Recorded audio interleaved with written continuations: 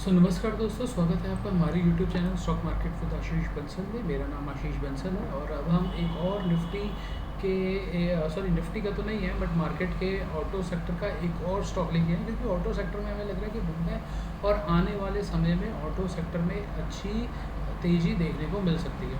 ठीक है, तो इसी के करस्पॉन्डिंग हम एक और स्टॉक लेकर आए हैं। फिलहाल देख लेते हैं मार्केट का मूड आज कैसा है। आज सुबह से ही, आज है 4 जुलाई, और ऑब्वियसली जैसा हमने पिछली वीडियो में अपने कहा था कल कि मार्केट ऑब्वियसली थोड़ा यहाँ से करेक्ट करती है और यहाँ से मार्केट करेक्ट होती हुई दिख भी रही है निफ्टी 50 में ऑल्दो। ठीक है, और सेम इसी जोन पर हमने बोला था कि यहीं से ही करेक्शन आएगी और करेक्शन आगे आ भी सकती है, क्योंकि अभी काफ़ी गैप है। उन गैपों को मार्केट ज़रूर फिल करेगी, क्योंकि गैप है, पैसा कोई ना कोई तो बनाएगा ये।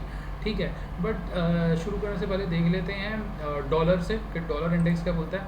तो डॉलर इंडेक्स यहाँ पर बिल्कुल वही, हमने यहाँ पर कुछ लाइंस बना रखी हैं सपोर्ट की, रेजिस्टेंस की।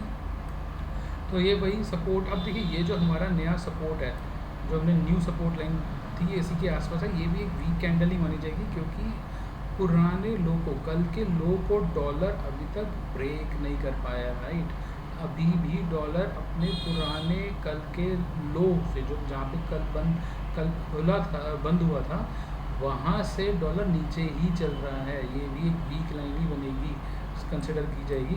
फिलहाल देखते हैं क्या है, क्योंकि ये भी एक डोजी है, नीचे से काफ़ी अच्छी सपोर्ट भी मिल रही है डॉलर को। ठीक है, तो अभी देखना पड़ेगा डॉलर के बारे में, बट फिलहाल MACD के नीचे ही है।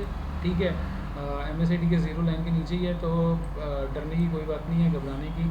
डॉलर अभी फ़िलहाल वीक ही है। ठीक है, अच्छा एक और चीज़ देख रहे थे निफ्टी में, ऑटो को देख रहे थे कि ऑटो कैसा कर रहा है। ठीक है, तो निफ्टी ऑटो को अगर हम देखें तो ऑटो ऑल्दो अभी 72 की RSI पर है और काफ़ी ऊपर है। एक बार बोलिंजर में भी देख लेते हैं, तो बोलिंजर में भी यहाँ पे काफ़ी ऊपर है, बाहर से निकल कर यहाँ पे सपोर्ट ले रहा है। हो सकता है कि आने वाले दिनों में कुछ करेक्शन, यहाँ पर एक माइन्यूट सी करेक्शन देखने को मिल सकती है, और बोलिंजर से यहाँ से जो प्राइस है वो नीचे यहाँ तक जाके सपोर्ट ले सकता है, इसके मीडियम तक। ठीक है, तो 14,800 के बीच में आ सकता है, बट ये कोई फॉल नहीं कंसिडर होगा, ये करेक्शन कंसिडर की जाएगी। ठीक है, और अब हम अपने स्टॉक पर आते हैं। स्टॉक का नाम है, फिर वही हम जो स्टॉक आपको बता रहे हैं वो कोई बड़ी कैप से नहीं है, बड़ी मार्केट लीडर नहीं है, मगर वो एक एसेंशियल कमोडिटी है ऑटो सेक्टर की। ठीक है, तो फिर दोबारा देखते हैं। तो हमारे स्टॉक का नाम है steel strip wheels. Right, steel strips wheel. तो पहले देखते हैं कि कंपनी भी कर क्या रही है, क्या कंपनी है, क्या काम करती है। ठीक है, तो स्टील स्ट्रिप्स में जानने के लिए स्क्रीनर पर आते हैं और यहाँ पे लिखते हैं स्टील स्ट्रिप्स व्हील्स और कंपनी के बारे में देखते हैं। सो कंपनी 85 की है, तो काफ़ी अच्छी है, पुरानी है। राइट, इंडस्ट्री में 3200 करोड़ की कंपनी है, तो ऑल दो स्मॉल स्केल है, मगर मेरा मानना है कि 1000 करोड़ के ऊपर की कंपनी होती है, मैच्योर हो चुकी होती हैं, उनको काम करना पता होता है कि काम कैसे किया जाता है। ठीक है, दूसरी चीज़ जो अच्छी लग रही है वो है यहाँ पे ROCE और ROE दोनों ही काफ़ी प्रॉमिसिंग है। 18.6 की ROCE मैं ये नहीं कहूँगा कि काफ़ी ख़राब है, बहुत अच्छी है, बट ठीक है, ठीक है, अच्छी एक ROCE कंसिडर की जाएगी, बिल्कुल बेकार नहीं करी जाएगी। ठीक है, और ऐसा भी नहीं है कि बहुत ही ज़्यादा अच्छी है। ठीक है, दूसरी के स्टॉक का पी, सो स्टॉक का जो पी है वो 16.8 का है, जबकि इंडस्ट्री का पी जो है वो 29 का है। ठीक है, डेप्थ थोड़ी सी ज़्यादा है बट चल सकती है। अच्छा, दूसरी जो अच्छी बात जो लग रही है यहाँ पे वो इंट्रेंसिक वैल्यू की लग रही है, 181 की इंट्रेंसिक वैल्यू है, यानी कि इस प्राइस के आसपास स्टॉक जो है अच्छा है, अच्छी कीमत पर है, और इस प्राइस से ज़्यादा ऊपर नहीं है। ठीक है, इस प्राइस से ज़्यादा ऊपर नहीं है, सिर्फ 27 रुपये ही ऊपर है इस प्राइस से। ठीक है, तो 27, 30, 25, 30 रुपये ऊपर होना कोई बड़ी बात नहीं है। तो यानी कि 200 रुपये का स्टॉक है, 25 रुपये का, मतलब वही मोटा मोटी 10-12-15% के आसपास की ही जंप है, इससे ज़्यादा की ऊपर की जंप अभी तक नहीं मिल पाई है स्टॉक में। ठीक है, दूसरी चीज़ देखते हैं स्टॉक का पी कैसे चल रहा है पुराना, तो यहाँ पे स्टॉक स्प्लिट हुआ होगा, करेक्ट नहीं है इन्फॉर्मेशन, बट यहाँ पर आप देखो EPS और स्टॉक का पी काफ़ी तेज़ हो चुका है। ठीक है, तो अब आप कहोगे यार इतना ऊपर का पी का स्टॉक आप दिलवा रहे हो, नहीं, काम की बात है। दूसरी, आप प्राइस टू बुक वैल्यू में जब देखोगे तो यहाँ पे आप देखोगे अभी भी कम है, बट उससे पहले प्राइस टू बुक वैल्यू पे आते हैं, उससे पहले कुछ और देखते हैं, स्टॉक के फंडामेंटल्स और चेक कर लेते हैं यहाँ पे, जो मेरे को बात ठीक लग रही है। ठीक है, बाकी तो देखिए सब नॉर्मल है। यहाँ पर प्रॉफिट जो है वो बढ़ रहा है, ऑल्दो इस टाइम प्रॉफिट कम हो रहा है, ठीक है। सेल्स बढ़ रही हैं, प्रॉफिट कम हो रहा है, यानी कि टॉप लाइन ग्रोथ तो अच्छी है, बट बॉटम लाइन ग्रोथ में थोड़ी दिक्कत लग रही है मेरे को। और बाकी अदर्स इनकम भी ऐसा नहीं है कि बहुत ज़्यादा कंपनी दिखा के काम कर रही है, ऐसा भी कुछ नहीं है, ठीक है। और ठीक चल रहा है, इतना भी कोई ख़राब नहीं है। मैं आपको जो काम की बात बता रहा हूँ वो है यहाँ पर शेयर होल्डिंग पैटर्न में। शेयर होल्डिंग पैटर्न पे जब हम आते हैं और देखते हैं कि कंपनी ऑल्दो उसी रेंज में काम कर रही है शेयर होल्डिंग में, बट प्रमोटर ने बहुत थोड़ी सी माइन्यूट सी अपनी होल्डिंग बढ़ाई है, राइट, आप देख सकते हैं। उसके बाद हम देख सकते हैं कि एफआईआईज़ ने इसमें अच्छा पैसा डाला है ना। कुछ टाइम में एफआईआईज़ ने इसमें सीधा होल्डिंग 0.14 से बढ़ा के 5.63% की होल्डिंग चल रही है, और डीआईआईज़ ने भी इसमें होल्डिंग बढ़ाई है, ठीक है। तो डीआईआईज़ और एफआईआईज़ दोनों ऑल टाइम हाई पर होल्ड कर रहे हैं। उसके बाद जनरल पब्लिक में से मोटा मोटा तौर पर अगर आप देखें तो पैसा जो सामान है, जो माल है, वो निकाला गया है, जनरल पब्लिक ने माल बेचा है, ठीक है। मगर यहाँ पे देखते हैं पब्लिक है ही नहीं सर, यहाँ पर पब्लिक है ही नहीं, क्योंकि ये सारे के सारे स्ट्रॉन्ग हैंड्स ही हैं। और मुझे यहाँ तक लगता है कि आधी इन्फॉर्मेशन तो इधर स्क्रीनर पर ये कुछ डिस्कस हो ही नहीं पाती है कुछ चीज़ें, मगर अब आप यहाँ देख सकते हैं, यहाँ पे investor education and protection fund and protection authority, यहाँ पर भी इन लोगों ने नई पोजीशन बनाई है। तो मोटा मोटा मेरे को तो समझ में आ रही है कि जनरल पब्लिक के पास है ही नहीं इसका माल, और यहाँ पे सब के सब प्रमोटर्स या स्ट्रॉन्ग हैंड्स के पास ही सामान है, ठीक है। अब देखते हैं टेक्निकलिटी क्या कहती है, ठीक है। कैश फ्लो और ये सब चीज़ें तो कंपनी की ठीक हैं, ठीक है। सो अगर कैश फ्लो में भी देखें तो नेगेटिव है कोई बात नहीं, but cash from operating activity 338 crore आ रहे हैं, और बोरोइंग्स में देखें तो 638 करोड़ की है, जिसमें से लॉन्ग टर्म बोरोइंग सिर्फ 161 करोड़ की है, शॉर्ट टर्म बोरोइंग 447 करोड़ की है। बट फ़ायदे की बात यह है कि रिजर्व्स कंपनी के पास अच्छे खासे पड़े हैं, ठीक है।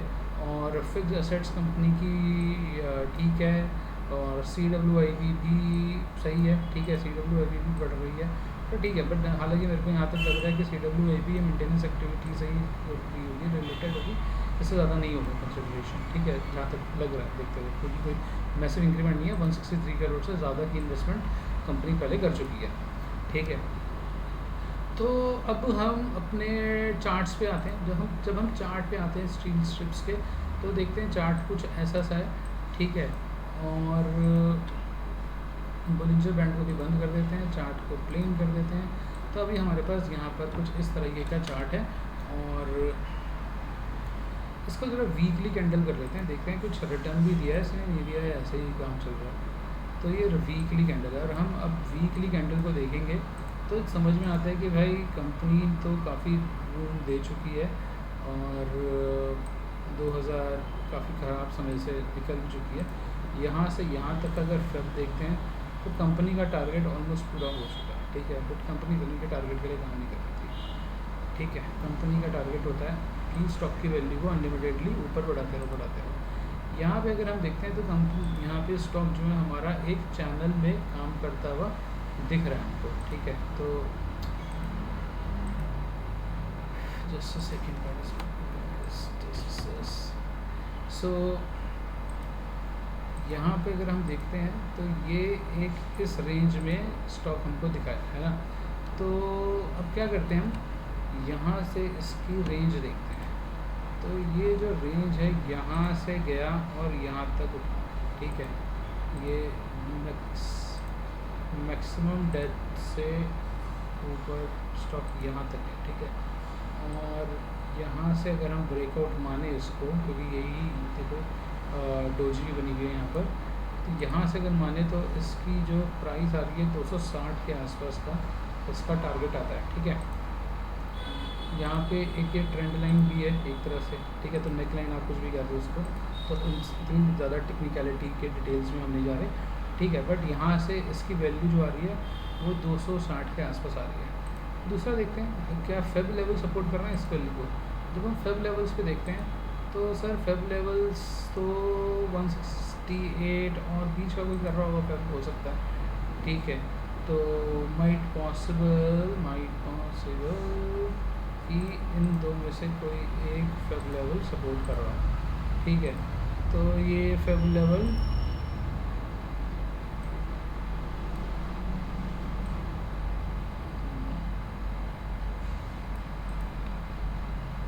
टू और फेब लेवल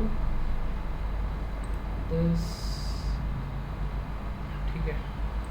ये तो ये इक्वल टू के आसपास का फेब लेवल कर नहीं रहता, ठीक है, इतना कोई मैटर भी नहीं करेगा, बस हम इसको सिंपल ही रख देते हैं, ठीक है। और तो मैं फेबोनाची में मैं सिंपल ही रखता हूँ इसको, तो हम सिर्फ इनको अलाउ करेंगे और बाकी इन सब में से किसी को भी अलाउ नहीं करते, ठीक है, क्योंकि ये हमारे उद्देश्य नहीं है अभी तक, यहाँ तक की बात करना।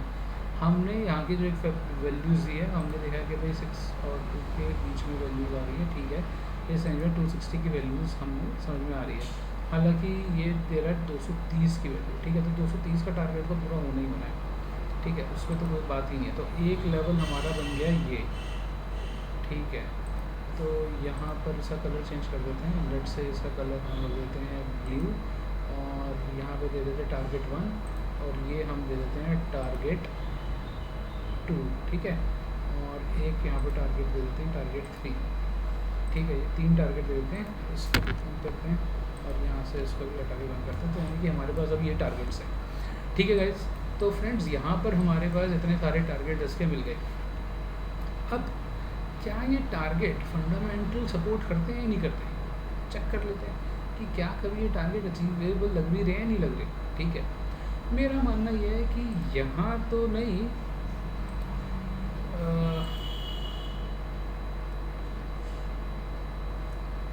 230 के लेवल तो आराम से आ ही जाएगा, और इस दोनों के बीच का लेवल 260 और 230 के लेवल अचीवेबल है, पर फिलहाल देखते हैं, ठीक है। तो पहले तो देखते हैं फेयर वैल्यू क्या आती है इसकी। तो फेयर वैल्यू इसकी जो पी है, एक एवरेज पी रेशियो जो आ रहा है 3 साल का, वो आ रहा है 12.9, राइट। और आर ओ सी है 12.38 रुपये। तो 12 रुपये 38 पैसे आर ओ सी है। और यहाँ पर जो इसकी पी है, मीडियन पी, वो भी है 12.9। तो 12.9 अगर देखें तो 159 की एक फेयर वैल्यू आती है। और अगर हम 5 ईयर्स की देखें, 5 ईयर्स की आती है 15 पॉइंट इसकी, ठीक है। तो 12.38 इंटू 15.3, तो 189 के आसपास की इसकी फेयर वैल्यू आती है, ठीक है, कोई बात नहीं। और अब हम अगर प्राइस टू बुक वैल्यू देखें, तो यहाँ पर प्राइस टू बुक वैल्यू आप देखो तो पता लगेगा कि 3 इयर्स की इस टाइम है 3, और मैक्सिमम ये 3 इयर्स में रिसेंट जो मैक्सिमम आया वो है 3.6, राइट, 3.6। अब 3.6 में बुक वैल्यू क्या है स्टॉक की बुक वैल्यू है 72.5, बुक वैल्यू है स्टॉक की 72.5। और बुक वैल्यू जो गई है, प्राइस टू बुक वैल्यू जो मैक्सिमम गई है वो है 3.